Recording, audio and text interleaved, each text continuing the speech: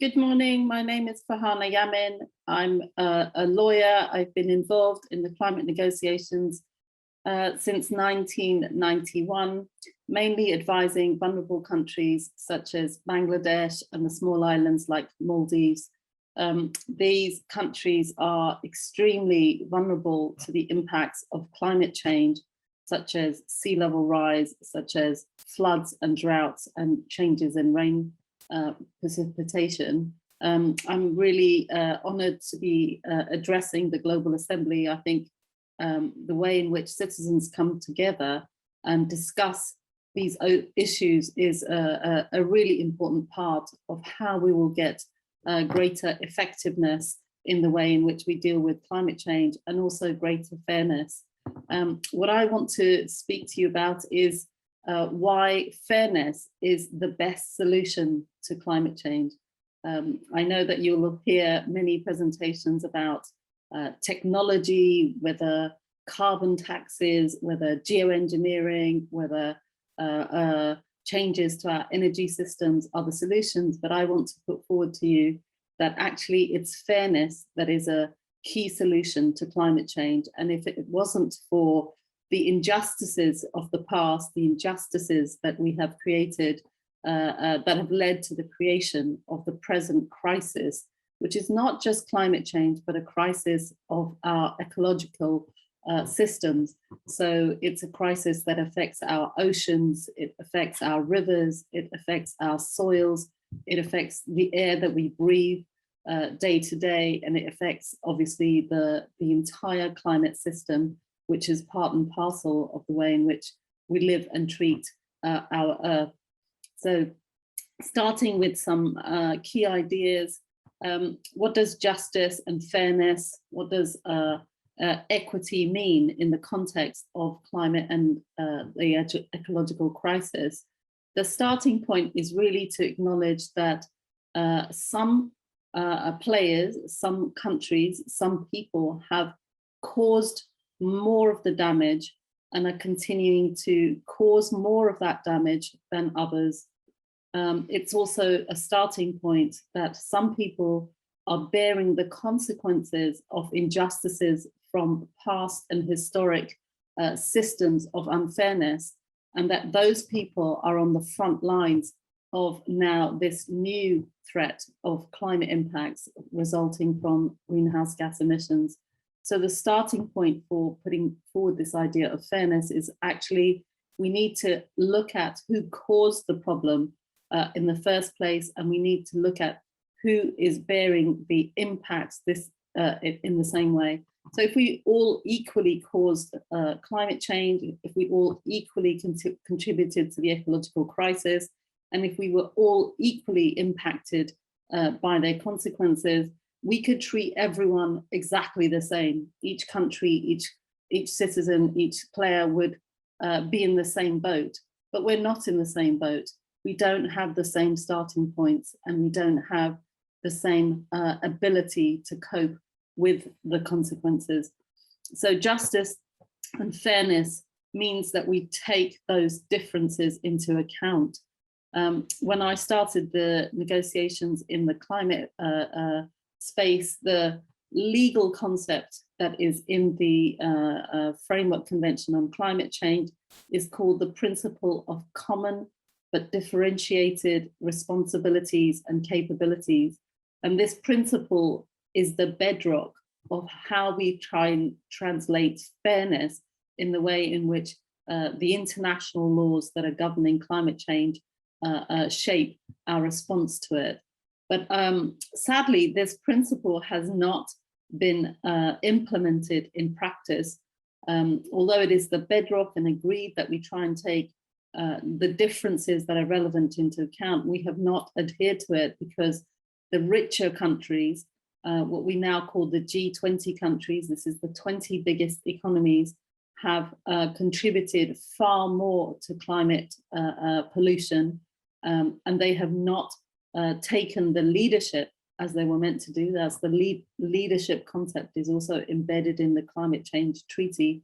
So they have not reduced their emissions by leading, and they have in fact outsourced their pollution to other countries. So countries such as India, such as China, Indonesia, Brazil. We are in the UK, for example, in Europe, in the US, our lifestyles are based on dirtier activities having shifted to these countries, and those countries are now emitting far more, producing goods, producing services. You know, for example, a lot of products that we consume here in our food supplies, like meat and dairy, are based on soya, which is the direct cause of deforestation in Brazil and Indonesia. Palm oil, soya, these are the bedrock of the food supply system, and intensive meat and agriculture means that those countries are bearing the ecological impact of supporting lifestyles that are unsustainable on the planet. Likewise, energy. So a lot of the goods that we use in this country, in the UK, I'm speaking from the UK, are actually produced and manufactured in China. So China, India, other countries have become the factories for lifestyles and consumption in other countries. These countries also did not produce the emissions on a historic basis. So the biggest emitters historically still remain countries like the US, still remain countries like the United Kingdom, like Germany, like most of the European economies that benefited first from coal, oil and gas production. Fairness also affects the way in which, as individuals, we contribute to and are impacted by climate change. So actually, again, we're not all in the same boat. The richest 10% of the people on the planet, the richest 10%, produce 50% of the emissions. So 10% produce 50% of the emissions. And I think that the figure for the poorest, the richest 1%, you know, the mega rich as we call them, the mega rich are responsible, the mega rich 1% are responsible for 15% of the emissions. So, and the poorest 50% of the population of the whole world, these are global figures, so the poorest 50% of the global population only contributes 7%. So if the global 50% should produce 50%, right? But the poorest 50% produce just 7%. So there's great discrepancy, there is great inequity, there is simply a mismatch between those who are emitting and those who have the resources to shift and change their lifestyles, to shift and change emissions, to those who are at the front line of actually bearing the impacts of climate change. Our economic systems are similarly full of injustices. So our political systems favor those with resources and power. So the fossil fuel industries, big corporate lobbies, they are very sophisticated and pay for lobbyists, they pay for access to government, and they have made sure that they are invisible as polluters from and exempt from regulation. So one of the great injustices is that, in fact, the largest polluting companies have been allowed to carry on polluting and without any legal sanctions, and they are only now adopting legal targets such as the need to decline their emissions by net zero by 2050. Most of them are now starting, this is 30 years on from, you know, when my hair has gone grey from having attended now most of these COPs. So it's only now 30 years later that companies, like especially the larger companies, especially fossil fuel companies like Exxon, Shell, Chevron and state-owned companies, they're starting to say, okay, we're going to regulate our own emissions. But sadly, that is, a lot of that is greenwashing, what we call fake claims. So they're adopting targets and getting very sophisticated marketing and advertising agencies to say they're doing the right thing, but actually they're still behind the scenes, weakening laws, dismantling laws. They're still lobbying governments for exceptions, and they're lobbying governments for subsidies, for taxpayers' money to make this shift.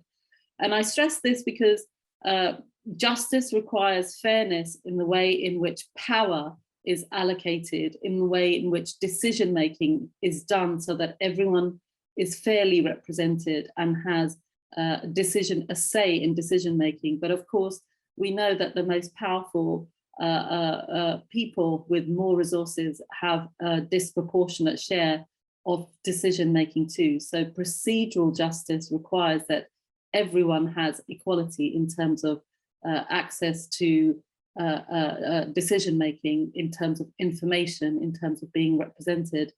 My final comment is, in fact, the most important part of justice is not just procedural, it's not just the distributional impacts, who benefits, who contributes, who is at the front line, but also what we call restorative justice. Restorative justice means examining and looking at who has been harmed, what has been harmed, and putting that harm and putting those people who've been harmed at the center of our efforts to craft more just solutions.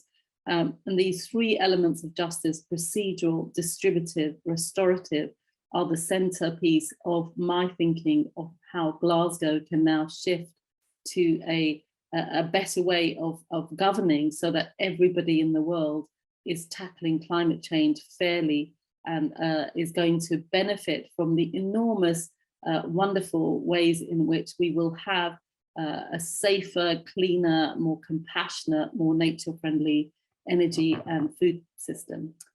Thank you for listening to me and giving me this opportunity to address you. Good luck with your deliberations. You are absolutely at the forefront of how all decision-making should happen.